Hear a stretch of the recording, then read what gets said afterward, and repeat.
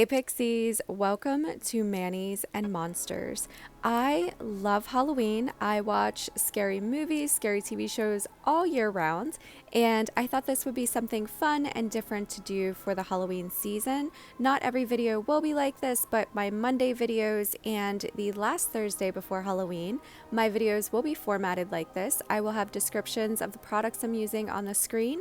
Everything will be linked down below in the description box. And while I'm doing the manicure, you will be watching me and I will be reading you some paranormal stories from Reddit.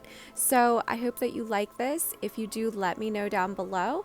And if you're not into this kind of thing, I hope you just kind of at least give it a shot. If not, feel free to turn the volume the whole way down, watch the manicure, and maybe listen to something else while you watch. Our first story is titled, I Am Heavily Disturbed. This has never happened to me before and has never happened since, but as the title says, I am heavily disturbed. This happened at the end of the first quarantine, about late July, early August. IKEA had said that they would be accepting a mass of customers, and my mother said she needed to go get some stuff we had previously not been able to get. At the time, I lived with my mother, brother, nan, and grandfather. They all get up early, so they wanted to go as well. I, however, wanted to stay in bed because the line would have been about 2 hours long. When the time came for my family to leave the house, my mother came into my room and told me that they were going to IKEA.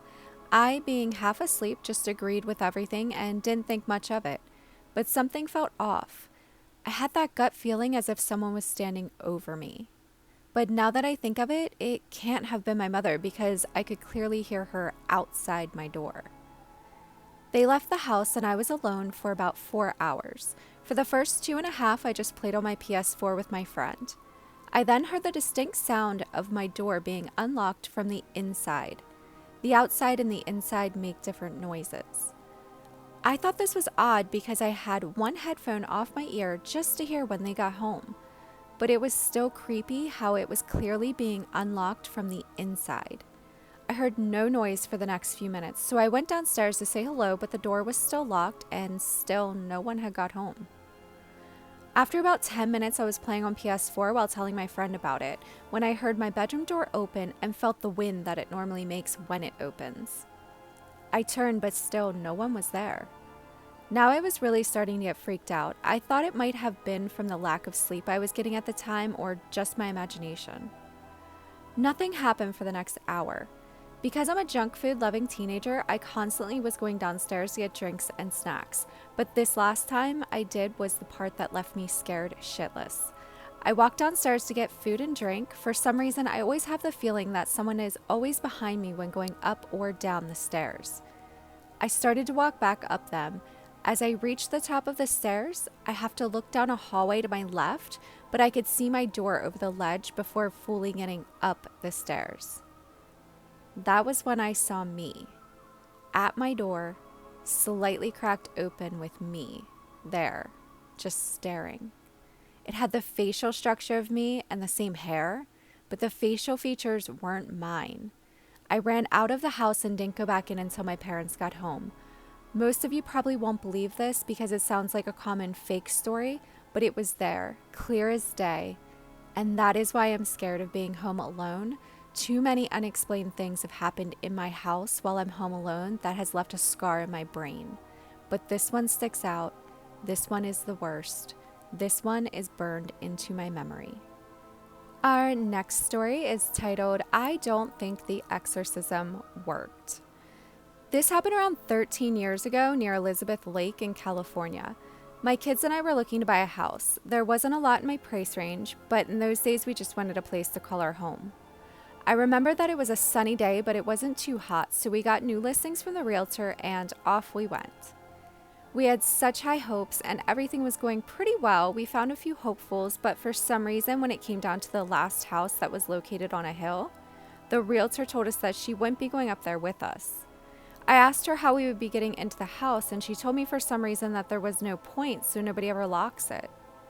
Well, I didn't understand what she meant by that, and we all thought she was starting to act pretty strange there at the end.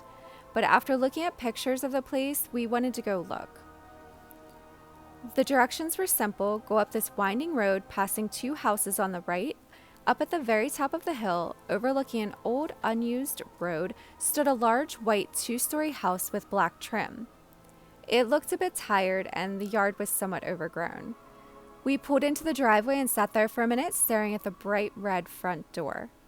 The house did not look scary at first. All we saw was potential, so I went up to the door with my kids behind me, anxiously waiting to go exploring. You would think from our history with the paranormal that I would feel something the second that I touched the door handle, but I didn't. As you walk in, you are met by a staircase that went up to a landing where it turned left, and then they turned into open carpeted stairs that went up to the kitchen and living room on the second floor. To the left was a door to the garage, and to the right was a bedroom, and then 3 more bedrooms joined by a long hallway that went straight back and a bathroom at the very end. I decided to look in the garage first to check foundation and pipes, and that's where my daughter Ginny saw a little cross in the sill of the window.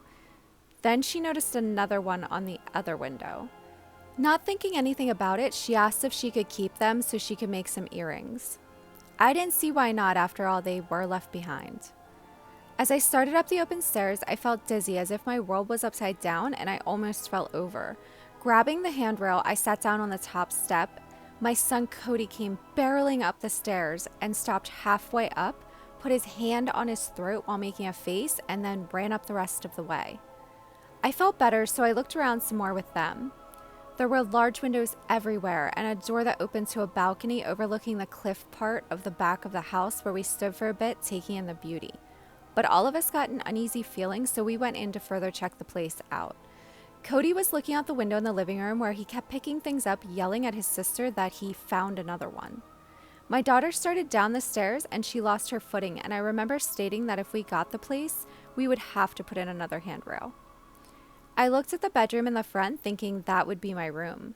But as we walked back, the darker and cooler the rooms were, which I mentioned would be great in the summer. I was looking in the bathroom when I got this cold chill go up through my spine and all of my hair raised. It was an undoubtable feeling I have had many times before. I heard a breath next to me, and I knew that if I looked, I might see something. So I turned my head, deflecting my eyes with my hand as I passed by the mirror as I walk out. That's when my older son, who was in the back bedroom, pointed out that there was a cross over the window and door to the room. Cody then pulled some of the same small crosses out of his pocket and said he thought Ginny wanted them, so he had been picking them up for her.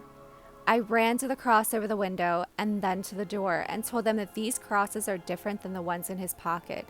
These are painted over and meant to stay. At that point, we were freaking out. We saw that over every opening, every window, on both sides of every doorway, there is a cross. Ginny made a good point. As much as we all wanted to run away, we had to put all of the crosses back where we found them. We went together room to room and put every one of them that they took back. Then we started out the front door. Ginny and I were the last to step out of the house. Ginny's words were, "Wow, it's warmer outside." And then I got pushed from the back, almost making me run into her. I asked the realtor why she would even show us that house, but apparently she had never been in the house herself. But you can bet after hearing what we had to say, she never did. We were talking about it later and we all came up with the same conclusion. That house must have seen a lot of evil. We wonder how long they were tormented before they realized whatever was there must have been too strong for their faith. How bad does it have to be before you throw in the towel? They must have been really frightened for the owner to have painted over so many crosses.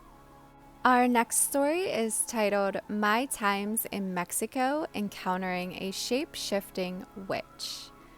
Many people told me to post more stories about my encounters down in Mexico. This happened when I was 13. We went down to Mexico one year in the summer. We were staying with my aunt this time. Her house was pretty isolated, but not in the middle of nowhere. Her closest neighbor was probably a quarter-mile away. Her house was relatively small. It was a brick house with an aluminum roof. The roof is important. It had 2 rooms and 1 bathroom. We, the kids, stayed in my aunt's room because it was the largest. My mom in the other bedroom, and my aunt slept alone in the living room. Her husband worked nights, so he was never there at night. I used to like going over there. We used to walk into town, which was about an hour away walking. I used to enjoy the walks. In town, there was always some neat stuff to look at, mostly fresh fish and fruits. Everything was pretty normal except one woman. I noticed her almost immediately. She was watching me and my family everywhere we went. This woman was pretty ordinary looking. She was middle-aged, but as I remember, as cliche as it sounds, she had a big pointy nose. The thing was, she watched us and followed us, but she never blinked ever when I would see her. I told my mom and aunt, and they joked around saying maybe she thought I was handsome. I shrugged it off. When it was time to go, it was sundown. I remember looking back one more time and seeing the woman peeking around the corner watching us. That's the last I saw of her. We made it back after dark, but just in time. We ate and talked. I still felt uneasy about the woman watching me and asked my aunt about the woman. She sighed and told me that many people think that woman is a witch. I remember feeling chills.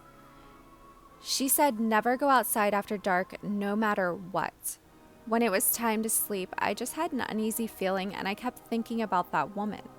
I eventually fell asleep but woke up because it was so hot. I remember hearing nothing outside. I hear small whispers coming from the living room. It sounded like my mom and aunt. I went to look and both of them were awake but frozen with their finger on their mouth in the shush position. I thought it was strange, but I stayed quiet. That's when I hear something heavy land on the roof. It made a boom sound.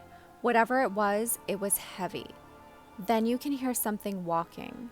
This thing had claws because you can hear the claws tapping and dragging. I looked over to my mom and aunt and both of them are praying and I just stayed still, not knowing what to do. The thing on the roof let out a screech. It sounded like an owl screech, but almost like a human was imitating it. I felt the hairs all over my body stand up. It walked around on the roof for a bit more before it stopped. All the normal sounds from outside started up again. Bugs and birds were audible. Don't know if animals have some kind of respect or fear of these things. I asked my aunt and mom, what was that? They told me it was probably a Lashuza. They explained if I hear something outside, never to let it lure me. That's when I remember the baby crying at my uncle's farm years earlier. That stuck with me for a while.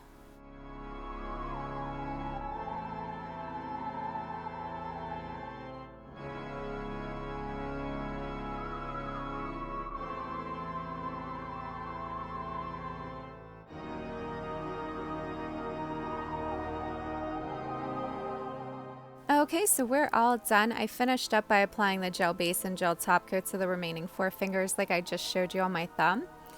If you like this video, please give it a thumbs up. It helps YouTube recommend it to others. If you have a paranormal story that you would like me to read, send it to me on Instagram at DippingPixie.